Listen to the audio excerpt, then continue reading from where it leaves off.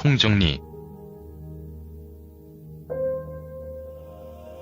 11월 17일 슈퍼주니어 멤버인 강인이 자숙 중에 폭행을 하였다는 신고가 들어왔는데요. 논현동 한 주점에서 강인이 여자친구를 폭행하고 있다는 신고가 들어왔다고 합니다. 신고를 받고 출동을 했고 피해자가 처벌을 원하지 않아 정식 입건은 하지 않고 피해자와 격리한 뒤 강인을 훈방 조치했다고 경찰은 밝혔습니다. 피해자는 여자친구라고 주장했다고 경찰은 전했습니다. 자숙 중에 무리를 일으킨 강인을 네티즌들은 역시나 좋게 바라보지 않았습니다. 강인에게는 여러 번의 기회가 있었고 버릇을 못 고치면 다른 멤버들에게 피해만 주는 게 아니냐는 비판이 있었습니다. 강인이 슈퍼주니어의 대표적인 트러블 메이커라고 생각이 되는데요. 분명 슈퍼주니어도 많은 논란이 있었는데 그 중에는 항상 강인이 있었기 때문이죠. 이번에는 크게 다친 것 같지는 않지만 어쨌든 다시 한번 강인이 재주목을 받게 되었습니다. 물론 좋게 주목을 받지는 않았지요. 이번 사건으로 인해서 과거에 논란되었던 것들이 다시 재조명받게 되었는데요. 짧게 정리했습니다.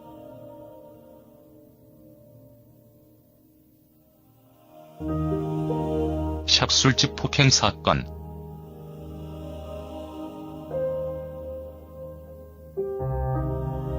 (2009년에) 있었던 사건으로 지인들과 술집에서 술을 마시던 강인이 도중에 방을 잘못 찾아온 술 취한 일반인 2명이 행패를 부렸고 자리를 피하자 따라오며 시비가 계속되자 방어 차원으로 뿌리친 것이 화근이 되었습니다. 경찰 측에서는 정확한 증거 없이 취한 일반인의 말을 토해로 강인이 사람을 때렸다는 발표를 했으나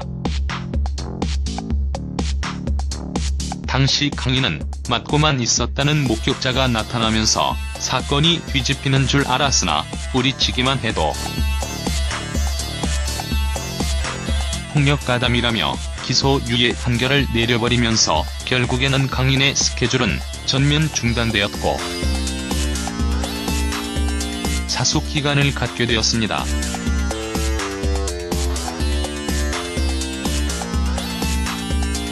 샵 음주운전 뺑소니 사건.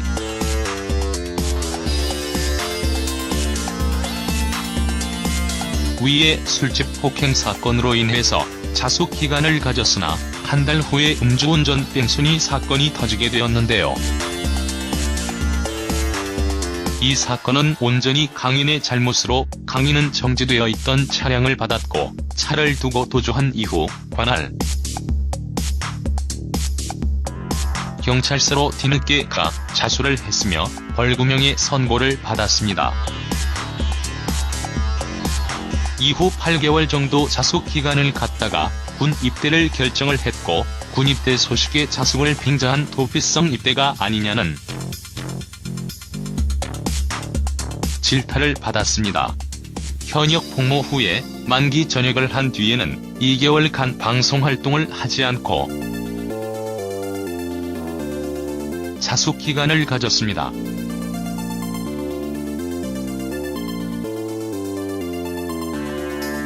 샵 예비군 훈련 불참.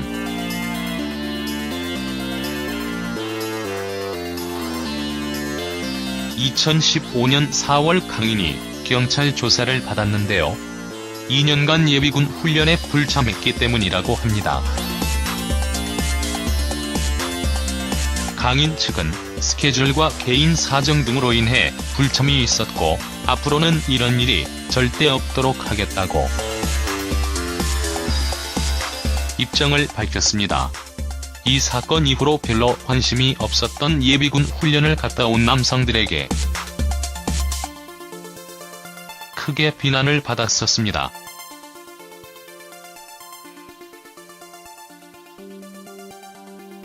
샵 2번째 음주 운전.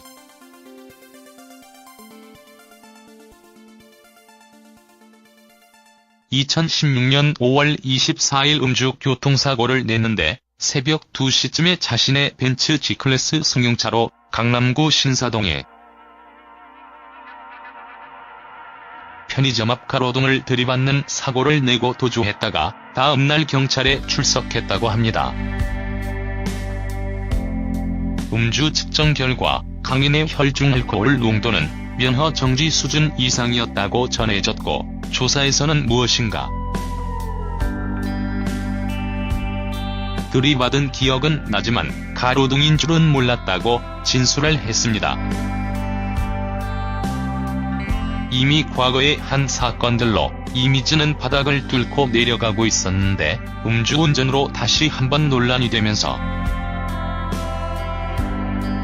연예계에서 완전히 비호감으로 찍혀버렸죠. 네티즌 사이에서 슈퍼주니어에서 탈퇴시키고 연예계에서도 퇴출시켜야 한다라는 주장이 나왔으며 팬덤마저도 강인을 비난하는 상황까지 나왔습니다. 결국에는 벌금 700만 원이 선고되었습니다.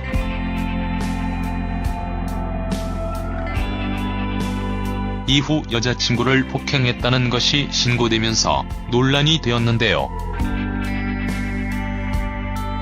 과거에 사건 사고가 많이 있었던 만큼 더 이상은 자숙을 가진다고 연예계에서나 어디서나